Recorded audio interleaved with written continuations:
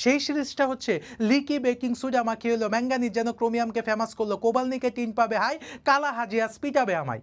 এইটা একটা। আরেকটা হচ্ছে নাসা কবে আইলো হাই। এসএসসি 27 ব্যাচ তোমাদের সামনে হচ্ছে প্রি টেস্ট এক্সাম।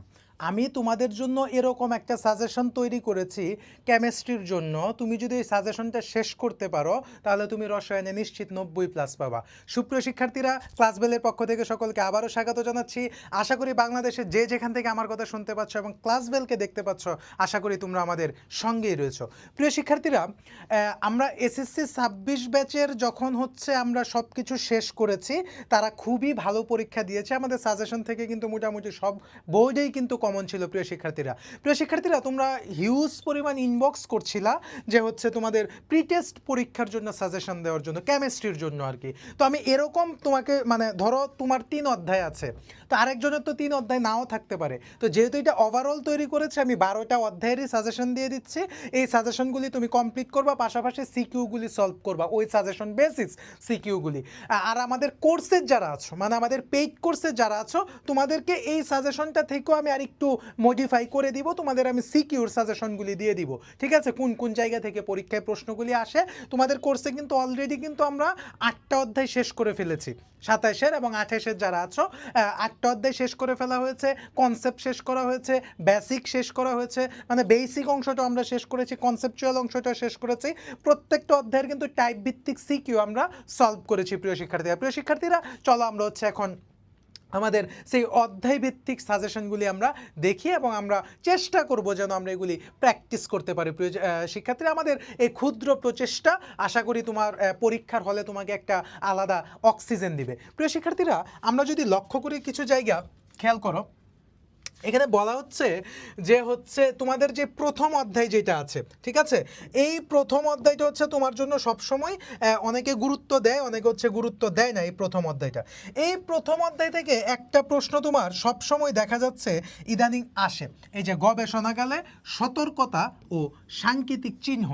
এইটা দিয়ে কিন্তু প্রশ্নটা এখান থেকে আসে, যে গবেষণাগারে এখান থেকে একটা টপিকই পরীক্ষায় সবচেয়ে বেশি আসে, সেটা হচ্ছে গবেষণাগারে সতর্কতা ও সাংকেতিক চিহ্ন। এই জায়গাটা হচ্ছে এখান থেকে তুমি শুধু একটা প্রশ্নই পড়বা, আর বেশি কিছু এখান থেকে পড়ার দরকার নাই। দ্বিতীয় অধ্যায় যেটা আছে তোমাদের, দ্বিতীয় অধ্যায় থেকে কিছু পড়ে না যাও, এই যে তাপ প্রদানের যে গ্রাফ, এই গ্রাফ থেকে কিন্তু প্রত্যেকটা বার এসএসসি 26 ব্যাচে এখান থেকে কেন প্রশ্ন আসে না, কারণ এটা তাদের শর্ট সিলেবাসে ছিল না। বাট এসএসসি 27 ব্যাচে যারা আছো, ইভেন এসএসসি 28 ব্যাচেরও যারা আছো, তাদের জন্য কিন্তু সমভাবে প্রযোজ্য এই সাজেশনটা, ঠিক আছে? এসএসসি 27-28 তোমরা দেখবা এখান থেকে হচ্ছে দুইটা টাইপের প্রশ্ন আসে। একটা হচ্ছে গ্রাফ সম্পর্কিত প্রশ্ন আসে, আর একটা হচ্ছে ব্যাপন এবং নিঃসরণ। তুমি নিঃসরণটা যদি ক্লিয়ার নাও থাকো, তোমাকে ব্যাপনটা ক্লিয়ার থাকতেই হবে। কেন থাকতে হবে? কারণ ব্যাপন থেকে কিন্তু একটা ম্যাথ আসে যে কোনটার ব্যাপন হার সমান হবে বা কোনটার ব্যাপন হার বেশি। ইভেন কিন্তু শুধু যে সিকিউতে আসে বিষয়টা কিন্তু এরকম না, এখান থেকে কিন্তু এমসিকিউ প্রশ্ন প্রিয় শিক্ষার্থীরা আসে কিন্তু, ঠিক আছে? চলো আমরা আর একটা এখন তৃতীয় অধ্যায়টা দেখি। তৃতীয় অধ্যায়ের এইবার সবচেয়ে গুরুত্বপূর্ণ যে বিষয়টা ছিল সেটা হচ্ছে কৌণিক ভরবেগ এবং কক্ষপথের ব্যাসার্ধ, ঠিক আছে? ইভেন গতিবেগ নির্ণয়, এইটা কিন্তু এবারে এসেছিল কোনো একটা বোর্ডে, যে গতিবেগটা নির্ণয় করা। এই যে তোমার তৃতীয় অধ্যায়ে তোমাদেরকে আমি একটা ট্রিপস শিখিয়ে দিচ্ছি। এইবার তৃতীয় অধ্যায় থেকে যে সিকিউটা এসেছে, এই সিকিউটা অবশ্যই তোমরা সলভ করবা। এই সিকিউটা অবশ্যই সলভ করবা। 2026-এ যে সিকিউটা আসছে তৃতীয় অধ্যায় থেকে, প্রত্যেকটা বোর্ডে যে সিকিউগুলি আসছে, সেই সিকিউগুলি অবশ্যই অবভিয়াসলি তুমি সলভ করবা। প্রিয় শিক্ষার্থী, এখানে বলা হচ্ছে যে শক্তি স্তরের ধারণা ও ব্যতিক্রমী ইলেকট্রন বিন্যাস, যেটা হচ্ছে কপার এবং ক্রোমিয়ামের। আর আমাদের কোর্সের যারা আছো তারা অবশ্যই জিনিসগুলো আবার একটু প্র্যাকটিস করে নিবা, ঠিক আছে? তাহলেই হয়ে যাবে। প্রিয় শিক্ষার্থী, এখানে বলা হচ্ছে বোর এবং রাদারফোর্ড মডেলের তুলনা, যে দুইটা মডেলের মধ্যে কোন মডেলটা অধিক গ্রহণযোগ্য বা কোন মডেলটা অধিক উপযোগী, এই টাইপের প্রশ্নটা কিন্তু এখান থেকে প্রিয় শিক্ষার্থী আসে, ঠিক আছে? তারপরে হচ্ছে এই যে এই ম্যাথমেটিক্যাল অধ্যায়টা, যে আইসোটোপ থেকে ভর, শতকরা পরিমাণ এবং নিউক্লিয়াসের ভর, আইসোটোপ থেকে আপেক্ষিক পারমাণবিক ভর। ইভেন আরেকটা প্রশ্ন ইদানিং খুব দেখা যাচ্ছে, সেটা হচ্ছে মানে সব কিছু শেষ করার পর মৌল শনাক্তকরণ, ঠিক আছে, মৌল শনাক্তকরণ। এই জায়গাটা প্রিয় শিক্ষার্থী খুব ভালোভাবে আসতেছে, বিশেষ করে সবচেয়ে বেশি আসে হচ্ছে ফসফরাসটা। আমি হিউজবার দেখেছি যে ফসফরাসটা খুব বেশি আসে প্রিয় শিক্ষার্থী। এখানে বলা হচ্ছে চতুর্থ অধ্যায় থেকে গ্রুপ এবং পর্যায় নির্ণয়। এটা অলরেডি তোমরা জানো যে গ্রুপ এবং পর্যায় নির্ণয় থেকে প্রশ্ন প্রতিবারই আসতেছে এবং সেটা আসে হচ্ছে গ নাম্বারে। ঠিক আছে, যেমন আমরা বলেছি যে হচ্ছে উপরের অংশটা হচ্ছে গ্রুপ, আমরা বলেছি যে গ্রুপ কোনটা, গ্রুপ হচ্ছে উপরের অংশটা হচ্ছে গ্রুপ, আর পর্যায় কোনটা, সর্বোচ্চ নাম্বারটা, সর্বোচ্চ সংখ্যাটি হচ্ছে পর্যায়। ঠিক আছে, আচ্ছা, আর পিতে গেলে সবসময় 10 যোগ করে দিবা। ঠিক আছে, এই বিষয়টা। তারপর হচ্ছে এই যে তোমার পরমাণুর আকার যেটা আছে প্রিয় শিক্ষার্থী, একটা জিনিস খেয়াল করো প্রিয় শিক্ষার্থী, এখানে বলা হচ্ছে পরমাণুর আকার নিয়ে যে কথাটা আছে এইটা থেকে কিন্তু প্রশ্ন প্রতিবারই কোনো না কোনোভাবে কিন্তু পরীক্ষায় প্রিয় শিক্ষার্থী আসে, পরমাণুর আকার বা পরমাণুর ব্যাসার্ধ। ঠিক আছে, এই জায়গাটা নিয়ে কিন্তু পরীক্ষায় প্রশ্ন আসে, যেটা হচ্ছে আমরা আয়ত দিয়ে আমাদের মূল কোর্সে আমরা পড়িয়েছিলাম যে বাম থেকে ডানে গেলে বাড়ে, উপর থেকে নিচে গেলে কমে।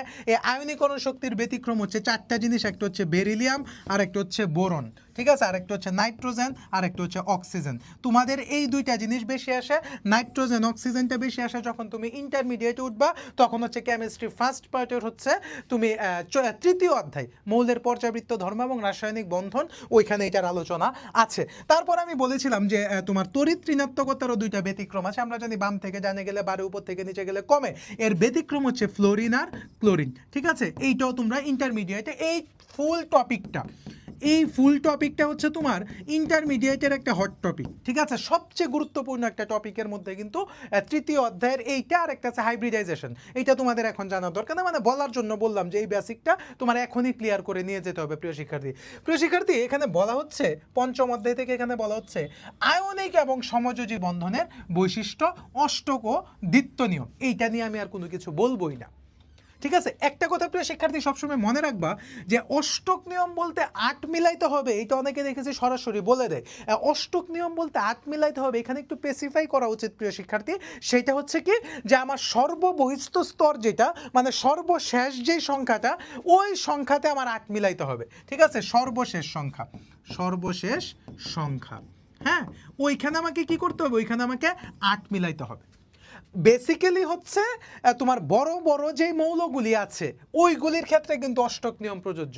আবার ছোট ছোট কিছু মৌল আছে, যেমন হিলিয়াম আছে, লিথিয়াম আছে, এগুলি একটু ছোট ছোট মৌল, এগুলির ক্ষেত্রে হচ্ছে তোমার দ্বিত্ব নিয়ম প্রযোজ্য। অষ্টক কথাটা বড়, তার জন্য বড় বড় মৌলের ক্ষেত্রে প্রযোজ্য, আর দ্বিত্ব কথাটা ছোট, যার জন্য ছোট ছোট মৌলের ক্ষেত্রে প্রযোজ্য। এটাকে অনেক সময় অক্টেট বলা হয়, আবার অনেক সময় এটাকে ডাবলেটও বলা হয়। ঠিক আছে, এখান থেকে 2টা বিষয় পড়বা। এই আয়নিক বন্ধন এবং সমযোজী বন্ধনের বৈশিষ্ট্য যে জায়গাটা প্রিয় শিক্ষার্থী রয়েছে, এখান থেকে আমরা আয়নিক বন্ধনটা যদি মনে রাখি, অটোমেটিক্যালি আমাদের সমযোজী বন্ধনটা হয়ে যায়। আয়নিক বন্ধনের বৈশিষ্ট্যগুলি কি, এখানে গলনাঙ্ক স্ফুটনাঙ্ক উচ্চ থাকে, আয়নিক যৌগগুলি পানিতে দ্রবীভূত হয়, আয়নিক যৌগগুলি বিদ্যুৎ পরিবহন করে, আয়নিক যৌগগুলি পোলার। এর বিপরীতে হচ্ছে সমযোজী যৌগ, বিশেষ করে তোমাদের পরীক্ষায় আসে হচ্ছে বিদ্যুৎ পরিবহন আর হচ্ছে দ্রবণীয়তা, এই 2টা পার্ট খুব বেশি আসে। যেমন আমি যদি তোমাকে প্রশ্ন করি প্রিয় শিক্ষার্থী যে CCl4 পানিতে দ্রবীভূত হয় না, হ্যাঁ, কেন হয় না, কারণ এটা একটা সমযোজী যৌগ, যার কারণে সে পানিতে দ্রবীভূত হয় না। কিন্তু এখানে কিন্তু এটা একটা বিষয় আছে, এই যে এইচএফ কিন্তু পানিতে দ্রবীভূত হয়, এইটা দেখতে সমযোজী কিন্তু এটার ভেতরটা হচ্ছে আয়নিক। কিরকম, এইটার মেইন বেসিক হচ্ছে তড়িৎ ঋণাত্মকতা। আমি আর এখানে বেশি কিছু বলতেছি না, এটা হচ্ছে তড়িৎ ঋণাত্মকতা হচ্ছে এটার মূল বেসিক, যার কারণে একটা প্লাস হয় আর একটা মাইনাস হয়, সে আয়নিক কাঠামো অর্জন করে। প্রিয় শিক্ষার্থী, দিন শেষ হচ্ছে আমরা এখান থেকে এই 2টা টপিক খুব ভালোভাবে পড়ার চেষ্টা করব। আচ্ছা প্রিয় শিক্ষার্থী, 6ষ্ঠ অধ্যায়, এইখান থেকে তুমি কিছু করো আর না করো, তোমাকে কয়েকটা জিনিস খুব ভালোভাবে পড়ে যেতে হবে। একটা হচ্ছে তুমি যখন ইউনিভার্সিটি অ্যাডমিশন দিবা, ইউনিভার্সিটি অ্যাডমিশন অথবা মেডিকেল অ্যাডমিশন অথবা ডেন্টাল অ্যাডমিশন, তখন কিন্তু তোমার এই টপিকটা লাগবে এবং এই সূত্রটা কিন্তু তোমার লাগবে। তখন আমার কথা দেখবা মনে হবে n = g/m x/na v/22.4, এটা হচ্ছে STP-তে। ঠিক আছে, আরেকটা হচ্ছে v/24.789, এটা হচ্ছে SATP।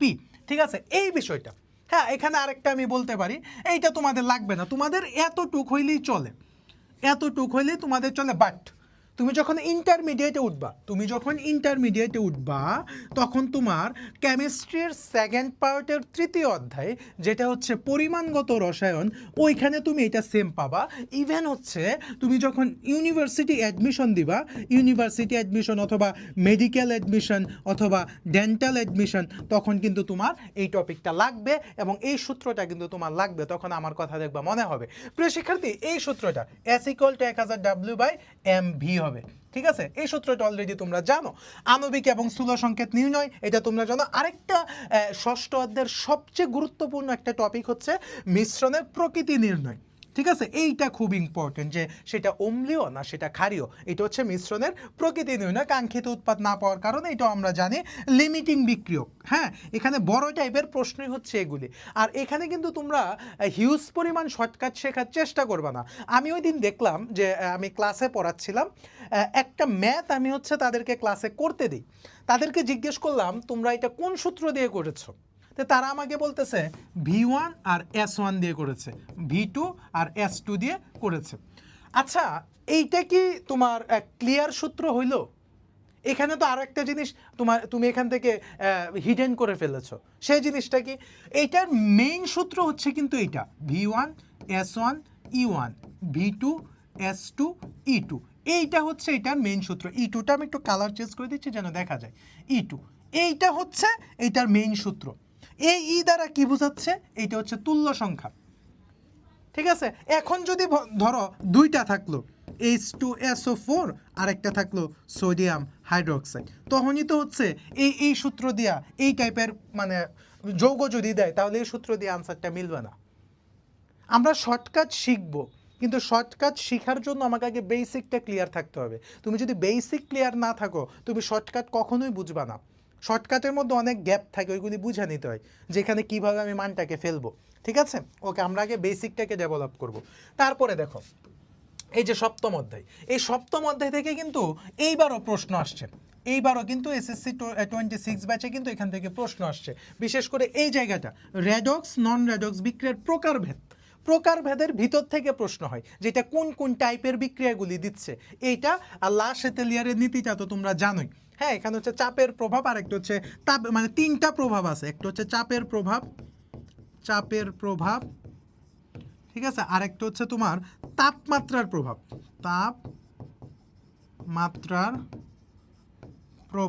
আরেকটা হচ্ছে তোমার ঘনমাত্রার প্রভাব। তোমাদের প্রিয় শিক্ষার্থী সবচেয়ে বেশি আসে হচ্ছে এই দুইটা, এটা তাপ উৎপাদী বিক্রিয়ার ক্ষেত্রে একটা ঘটনা ঘটায়, তাপ হারি বিক্রিয়ার ক্ষেত্রে একটা ঘটনা ঘটায়। এটা হচ্ছে মোল সংখ্যা কম থাকলে কি হবে, মোল সংখ্যা বেশি থাকলে কি হবে, আর মোল সংখ্যা সমান হলে কি হবে।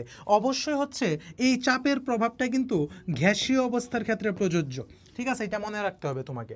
ঠিক আছে, ওকে। অষ্টম অধ্যায়, আচ্ছা, অষ্টম অধ্যায়টা হচ্ছে এইবার তোমাদের জন্য নতুন। এইবার টোটালি হচ্ছে তোমাদের জন্য এই অধ্যায়টা হচ্ছে নতুন, মানে টোটালি নতুন। SSC 27 ব্যাচের জন্য টোটালি নতুন। এখান থেকে তুমি ডেল এইচ এর মান নির্ণয় যেটা আছে এবং হচ্ছে বন্ধন শক্তি। প্রিয় শিক্ষার্থীরা, আমি এখানে তোমাকে একটা কথা বলে দিচ্ছি, এই যে ডেল এইচ এর, আমি কিন্তু কালকে এটার উপরে মানে 2.5 ঘন্টা ক্লাস নিয়েছিলাম আমাদের কোর্সে। কালকে 2.5 ঘন্টা ক্লাস হয়েছিল। সেটা হচ্ছে দেখো, ডেল এইচ এর কিন্তু কয়েকটা হিসাব আছে। ঠিক আছে, ডেল এইচ এর কিন্তু কয়েকটা হিসাব আছে। জেনারেলি আমরা ডেল এইচ বলতে বুঝি H2 - H1, এইটা একটা বুঝি। আবার আমি এটাকে যদি সিস্টেম করে বলি H1 - হচ্ছে H2। দেখো, এইটা ডেল বলতে আমরা বুঝি হচ্ছে 2 - 1, মানে উৎপাদ মাইনাস বিক্রিয়ক। এইটা কখন ব্যবহার করব, ঠিক আছে, আর এইটা কখন ব্যবহার করব, এই দুইটাই হচ্ছে বিষয়, যে কখন কোনটা আমি ব্যবহার করব। অভ্যন্তরীণ শক্তি যদি প্রশ্নে উল্লেখ থাকে তাহলে আমি কোনটা ব্যবহার করব, আর বন্ধন শক্তির মান যদি প্রশ্নে দেওয়া থাকে তাহলে আমি কোনটা ব্যবহার করব। এইটাই হচ্ছে তোমার বেসিক। ঠিক আছে, তারপর হচ্ছে গ্যালভানিক কোষের লবণ সেতুর ভূমিকা খুবই ইম্পর্ট্যান্ট। এই লবণ সেতুটা হচ্ছে তোমরা যখন ইন্টারমিডিয়েট উঠবা তখন কেমিস্ট্রির সেকেন্ড পার্টের চতুর্থ অধ্যায়ে কিন্তু তুমি এই লবণ সেতুটা পাবা। প্রিয় শিক্ষার্থী, এই অধ্যায়ের অষ্টম অধ্যায়ের সবচেয়ে গুরুত্বপূর্ণ বেসিক হচ্ছে কি, একটা সক্রিয়তা সিরিজ আছে। এই সিরিজটা তোমাকে অবশ্যই মুখস্থ রাখতে হবে। সেই সিরিজটা হচ্ছে লিকি বেকিং সোডা মাখিয়ে হলো ম্যাঙ্গানিজ যেন ক্রোমিয়ামকে ফেমাস করলো, কোবালনিকে টিন পাবে হাই, কালা হাজিয়াস পিটাবে আমায়, এইটা একটা। আরেকটা হচ্ছে নাসা কবে আইলো হাই। ঠিক আছে, এই দুইটা ছন্দ তোমাকে অবশ্যই মুখস্থ রাখতে হবে, তাহলে এখান থেকে অ্যানোড ক্যাথোড কোনটা আগে চার্জ মুক্ত হবে কোনটা পরে চার্জ মুক্ত হবে পুরো বিষয়টা তুমি ক্লিয়ার করে ফেলতে পারবে এবং ইন্টারমিডিয়েট উঠলে তুমি এটা পাবা। প্রিয় শিক্ষার্থী, এখানে বলা হচ্ছে নবম অধ্যায়ে সবচেয়ে গুরুত্বপূর্ণ জায়গা হচ্ছে কার্বন ডাইঅক্সাইড এবং কার্বনেট মূলক শনাক্তকরণ। এটা আসে দ্রবণের প্রকৃতি এবং ধাতবায়ন শনাক্তকরণ, খুবই খুবই খুবই খুবই ইম্পর্টেন্ট এই দুইটা টপিক এখান থেকে। প্রিয় শিক্ষার্থী, তারপর আমরা দেখব ধাতু নিষ্কাশনের যে টপিকটা রয়েছে। ধাতু নিষ্কাশন অনেকগুলি আছে দশম অধ্যায়ে, অনেকগুলি আছে দশম অধ্যায় থেকে, বাট তোমাদের হচ্ছে যে জিনিসটা জানতে হবে ভালোভাবে সেটা হচ্ছে অ্যালুমিনিয়াম, জিঙ্ক, লেড আর আয়রন এবং কপার। এই তিনটা জিনিস, এই চারটা জিনিস, এই পাঁচটা জিনিস তোমাকে ক্লিয়ারলি জানতে হবে, ঠিক আছে, একবারে জানতে হবে। এর মধ্যে সবচেয়ে বেশি আসে হচ্ছে এই জিনিসটা, জিঙ্ক জিনিসটা আর অ্যালুমিনিয়াম জিনিসটা আমি একটু বেশি পেয়েছি। আর সালফিউরিক অ্যাসিডের যেটা, এটা অনেক সময় সালফিউরিক অ্যাসিডের প্রস্তুতি আসে, এইটা একবার আসে। স্পর্শ পদ্ধতিতে সালফিউরিক অ্যাসিড উৎপাদন, নিরোধক আসে, আবার জারক হিসাবেও কাজ করে। নিরোধক মানে কি রে ভাই? নিরোধক মানে পানি বের করে দাও, পানি বের করে দেওয়া। নিরোধক মানে কি? নিরোধক মানে হচ্ছে পানি বের করে দেওয়া। এখানে নিরোধক হিসাবে আরো কিছু জিনিস আছে, যেমন P2O5 একটা আছে নিরোধক হিসাবে, তারপরে Al2O3 আছে নিরোধক হিসাবে, তারপরে সালফিউরিক অ্যাসিড তো নিরোধক হিসাবে আছে। এই জিনিস এইটার ব্যবহার তুমি এখন বেশি পাবা, বাট ইন্টারমিডিয়েটে যখন উঠবা তখন তুমি এই দুইটার ব্যবহার বেশি পাবা, ঠিক আছে? ওকে, তারপরে আমরা তোমাদের সবচেয়ে ভয়ঙ্কর যে অধ্যায়টা, এই অধ্যায়টা তোমাদের নিয়ে আমি আলোচনা করছি, সেটা হচ্ছে অ্যালকেন CCl4 প্রস্তুতি এবং হচ্ছে এগুলি রাসায়নিক বিক্রিয়া। অ্যালকেনের এইটা বেশি আসে, CCl4 প্রস্তুতি, এবং এইটা অনেক সময় চেতনানাশক বলে দেয়, চেতনানাশক, ঠিক আছে, চেতনানাশক হিসেবে এটাকে বলে দেয়। শিক্ষার্থী, এখানে বলা হচ্ছে পারস্পরিক রূপান্তর, মানে অ্যালকেন থেকে অ্যালকিন, অ্যালকিন থেকে অ্যালকেন, অ্যালকাইন থেকে অ্যালকিন, অ্যালকিন থেকে অ্যালকাইন, এরকম রূপান্তর। আবার অ্যাসিড থেকে অ্যালকোহল, অ্যালকোহল থেকে অ্যাসিড।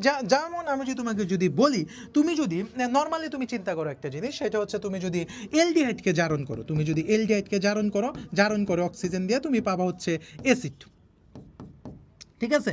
এলডিহাইডকে জারণ করলে তুমি পাবো হচ্ছে অ্যাসিড। এখানে একটা জিনিস বাদ আছে, তুমি অ্যালকোহলকে যদি জারণ করো তাহলে পাবো হচ্ছে তুমি এলডিহাইডকে জারণ করলে পাবো হচ্ছে অ্যাসিড। এই সম্পর্কটা তুমি যদি মনে রাখতে পারো তাহলে তোমার কাছে অনেকগুলি প্রশ্ন প্রিয় শিক্ষার্থী সহজ হয়ে যাবে, ঠিক আছে? আচ্ছা, তারপরে যে অ্যালকোহল, অ্যাসিড এবং এলডিহাইড প্রস্তুতি, দেখো এই পুরো টপিকটাই কিন্তু এটা দিয়ে তুমি সলভ করতে পারো, ঠিক আছে? অসম্পৃক্ততার পরীক্ষা অবশ্যই লাগবে, বেয়ার এবং ব্রোমিনের যে পরীক্ষাটা আছে, বেয়ার দ্রবণ পরীক্ষা এবং ব্রোমিন পানি পরীক্ষা, ঠিক আছে? এই বিষয়টা কিন্তু পরীক্ষায় লাগবে। একটা হচ্ছে গোলাপি বর্ণকে বর্ণহীন করা, একটা হচ্ছে লাল বর্ণকে বর্ণহীন করা। প্রিয় শিক্ষার্থী, অবশ্যই তোমাকে এই বিষয়গুলি জানতে হবে। ডিকার্বক্সিলেশন বিক্রিয়াটা অলরেডি আমরা জানি, যেখানে আমাদের কি ব্যবহার করতে হয়? আমাদের হচ্ছে সোডা লাইম ব্যবহার করতে হয়। আমাদের কি ব্যবহার করতে হয়? সোডা লাইম ব্যবহার করতে হয়, ঠিক আছে? এই জিনিসগুলি আমাদের হচ্ছে খুব ভালোভাবে জানতে হবে। আমরা এখন দেখি আমাদের যে 12 অধ্যায় আছে, 12 অধ্যায় হচ্ছে কি? তেল, ময়লা, ধুলাবালি, দাগ, জীবাণু ধ্বংস, এই টপিকটা, ব্লিচিং পাউডার, গ্লাস ক্লিনার এবং টয়লেট ক্লিনার, এই তিনটা জিনিস আমাকে খুব খুব ভালোভাবে এখান থেকে জানতে হবে। প্রিয় শিক্ষার্থী, তুমি যে এইভাবে যদি প্রত্যেকটা অধ্যায় এইটা কিন্তু তুমি স্ক্রিনশট দিয়ে দিতে পারো, অথবা তুমি দেখে দেখে কিন্তু এটা নোটটা মানে খাতার ভিতরে সাজেশনটা লিখে ফেলতে পারো। আমি বারবার বলতেছি যে সাজেশন মানে সাজেশন নয়। তোমার যদি বেসিক ক্লিয়ার না থাকে, তুমি কখনোই সাজেশন থেকে ভালো আউটপুট বের করতে পারবা না। প্রিয় শিক্ষার্থী, তোমাকে অধ্যায়ের উপর দক্ষতা রাখতে হবে, তোমাকে সিকিউর উপর দক্ষতা রাখতে হবে, তোমাকে এমসিকিউর উপর দক্ষতা রাখতে হবে, তোমাকে কর উপর দক্ষতা রাখতে হবে, তোমাকে খর উপর দক্ষতা রাখতে হবে। প্রিয় শিক্ষার্থী, তুমি যদি কেমিস্ট্রিতে যদি ভালো করতে চাও, তাহলে অবশ্যই তোমাকে কেমিস্ট্রির প্রত্যেকটা চ্যাপ্টারের টপিকগুলি বুঝতে হবে। কোন টপিক থেকে তোমার যখন প্রিপারেশনটা ভালো থাকবে, তখন তোমার এই সাজেশনগুলি তুমি নিজেই তৈরি করতে পারবে। কারণ এই সাজেশনগুলি বিভিন্ন বোর্ড, টেস্ট, প্রি টেস্ট, অর্ধবার্ষিকী, এইসব বার্ষিক এইগুলি ঘেটেই কিন্তু আমরা সাজেশনগুলি তৈরি করি। প্রিয় শিক্ষার্থী, সকলের জন্য শুভকামনা রইল। পরবর্তী নতুন কোনো ভিডিওতে তোমার সাথে আমার আবার দেখা হবে। সে পর্যন্ত সুস্থ থাকো, ভালো থাকো, নিরাপদে থাকো, আর অবশ্যই ক্লাস বেলের সাথেই থাকো।